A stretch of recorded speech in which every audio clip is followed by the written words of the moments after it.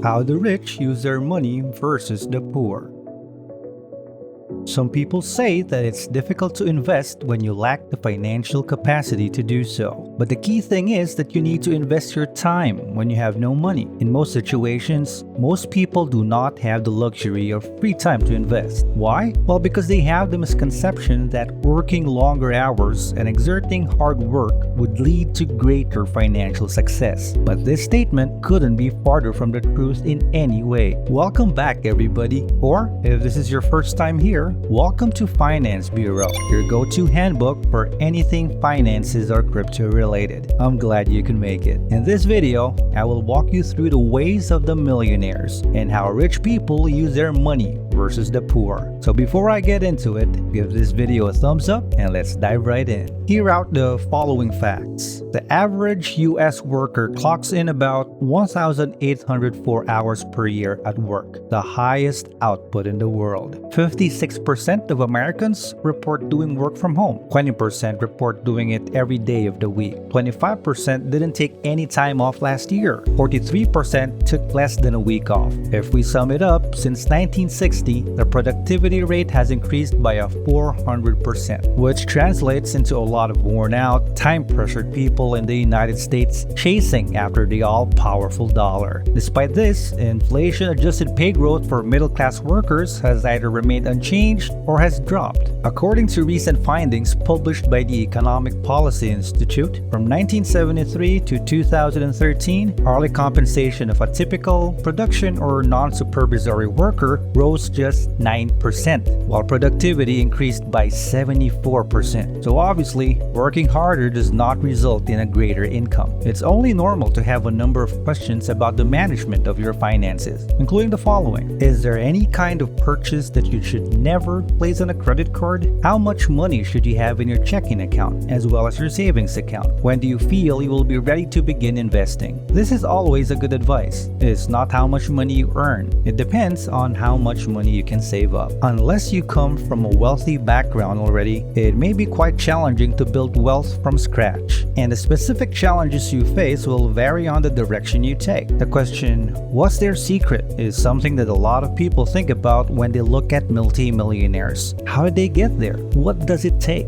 As opposed to the general notion that rich people drive in luxury automobiles while wearing designer suits, high-end gowns, and high-end shoes, some wealthy people with millions of dollars don't seem to have any money and may even appear broke. They have the same appearance as everyone else on the street, or an even worse appearance than others. If these people are rich, how do you think they decide to spend their money? If you believe that millionaires spend their money carelessly and wastefully, you will be shocked to know how they truly spend their money, as well as what percentage of their earnings is spent on each of their needs and wants. If the average person were to mimic the purchasing behavior of a millionaire, they would be able to reap a multitude of benefits and strategies. Tom Corley, an accountant, financial planner, and author of the book Rich Kids: How to Raise Our Children to Be Happy and Successful in Life, and Rich Habits: The Daily Success Habits of Wealthy Individuals, gives very useful insights on becoming a millionaire, most especially the easiest one. Over the course of 5 years, he interviewed and studied wealthy people to learn about their routines, personalities, and interests. All of them earned over $3.2 million a year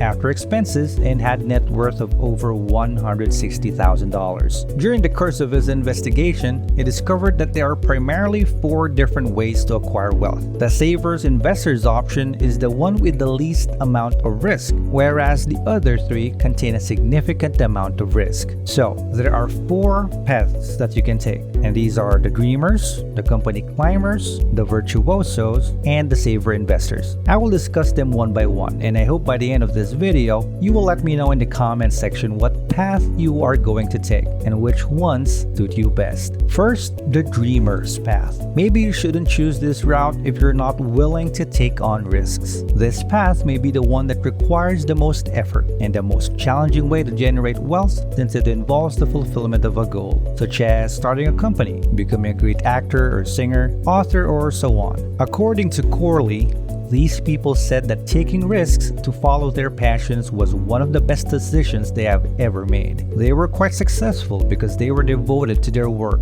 and it reflected in their financial success. However, individuals who choose this path must be ready to manage financial hardship and put in extensive hours of hard work. The dreamers identified in the study put in an average of 61 plus hours every week in the workplace. There were hardly any breaks for weekends or vacations. It was difficult getting by on a little income. One dreamer described the difficulty of finding consistent employment as almost impossible. Those responsible for providing for families found it much more challenging. Some others took money out of their retirement accounts, while others put off purchasing a home. Next is the company climbers. These are employees of a large firm that put in long hours and put all of their focus on moving up the corporate ladder to the highest executive positions. If you take this path, you need outstanding people skills. If you intend to successfully climb the corporate ladder, you need to develop exceptional interpersonal skills to build strong relationships with prominent figures in your field. Of the wealthy individuals' quarterly research, around 31% had achieved their success via this route, which makes it the second most difficult. Just like the dreamers, they put in a lot of time and effort at the workplace. Those Corley spoke with generally started their days early and worked overtime in the workplace. The majority of them had to give up precious vacation time because of constant travel demands. Lastly, profitability is an important factor in a climber's financial success. Putting in that time and effort may not pay off as much as they had hoped if their company is unable to make a profit. The third one is the virtuoso's path. This was chosen by around 19% of the people who took part in the survey. Persons who are considered virtuosos are regarded as the greatest in their field. Because of their superior skill and knowledge, they are paid a hefty amount of money for their expertise. Some of them went into the medical field, while others went into the legal profession. A small proportion of them were very successful company owners or employees at publicly traded companies. The downside is that they will need to devote a substantial amount of time to education and study over a long period of time since they aren't always naturally gifted individuals. Advanced degrees and other forms of formal education are often expected. This means spending a significant amount of money and putting in a huge amount of effort without any guarantee of return. Unfortunately, not everyone has the time to commit to daily practice or the means to invest in furthering education. Approximately half of the millionaires that Corley met shared similar habits in finances. They lived within their means, saved regularly, invested their money, and allowed it time to develop. He refers it as the way of the saver investor. This is the easiest path yet, according to the money expert. Corley's research found that under 22% of those who reach millionaire status took this route. It is not just the simplest method to accumulate wealth, but if you begin doing it at a young age, it nearly always assures that you will have a bunch of money in the future. This category of people achieved their first $1 million sometime in the middle to late 30s, and by the time they were in their mid-50s, they had amassed an average net worth of $3.3 million. In addition, they shared the following 4 characteristics based on Corley's observations. First, they typically had a middle-class income. Many reached a 6-figure salary early in their career, and if they didn't, they lived very frugally. Second, they had a low cost of living and preferred to save rather than spend lavishly. Next, they saved 20% or more of their income. And lastly, they started investing their savings early in life and continued to do so prudently for many years. No matter what kind of work they did for a living, members of this group made it a point to set aside money each week for savings and investments, and they were always considering effective new strategies for improving their financial status. The road of savers investors is not meant for everyone. It requires a significant amount of both financial discipline and a commitment over the long run to become a successful saver investor. They did not look wealthy at all, contrary to popular belief of what the rich should look like. They didn't give off an air of luxury since they were living very frugally. Their houses were average in every way. The cars are much like any other. Items like clothing, jewelry, and household furnishings are ordinary. They chose to enroll their kids in public schools. They did not belong to any kind of exclusive social organization, not even a gym. None of them indulged in high-end dining, exotic travel, or or art collection. Their whole lifestyle yells, "I am not wealthy." The savers investors are not often the type to flaunt their success. Look at them and you'd never guess they were wealthy. They can be anyone, ranging from the people you've grown up with and worked with to those who help run your business or government workers. But they have a lot of money. They got there by following the saver investor way, which has shown to be the surest way to financial security for Tom Corley. It's a road that just about anybody can take. All it takes is commitment, investments, and patience.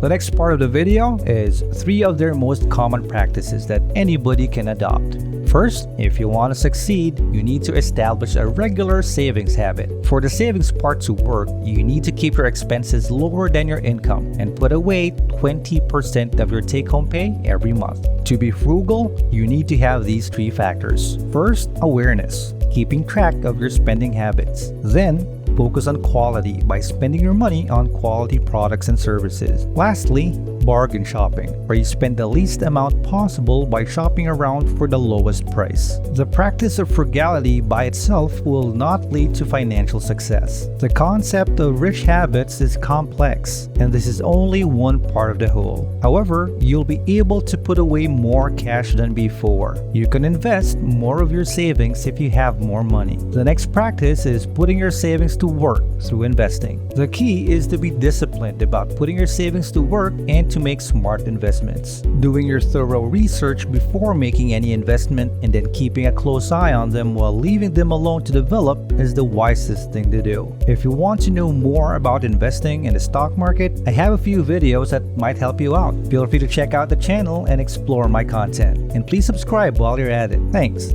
So going back to the video, the savers investors in Corley's study invested in 3 places. Retirement plans, which include 401k, 403b or 457 plans, and IRAs. Equities, which include stocks, bonds or mutual funds, and real estate, which include rentals, triple net leases, and REITs. Lastly, you have to take your time and be patient with the process. Corley's research revealed that the savers investors who participated in his rich habit study need around 32 years to acquire an average of $3.3 million.